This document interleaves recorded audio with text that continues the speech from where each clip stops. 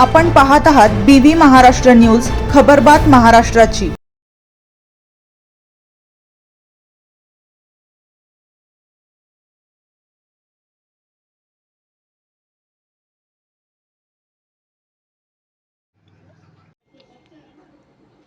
सप्तशृंगगडावर चैत्रोत्सवाचा चौथा दिवस भक्तिमय उत्साहात 50,000हून भाविकांनी घेतला महाप्रसादाचा लाभ।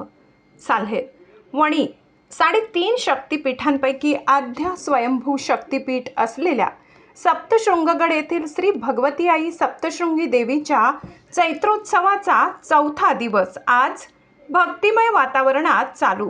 पहाटेपासूनच मंदिर परिसरात भाविकांची मोठी गर्दी उसळली होती।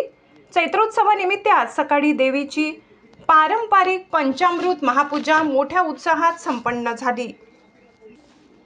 नाशिक ग्रामीणचे पोलीस अधीक्षक बाळासाहेब पाटील तसेच श्री सप्तशृंग निवासिनी देवी ट्रस्टचे विश्वस्त डॉक्टर प्रशांत देवरे यांनी सहपत्नी भक्तिभावाने पूजा केली।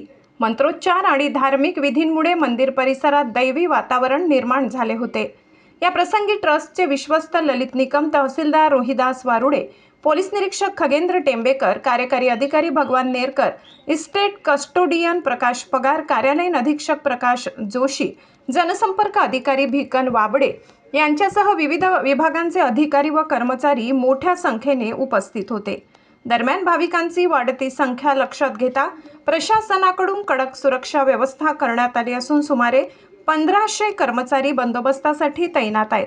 भाविकांसाठी पिण्याचे पाणी, आरोग्य सुविधा, स्वच्छता आणि वाहतूक व्यवस्थेची विशेष काळजी घेण्यात येत आहे।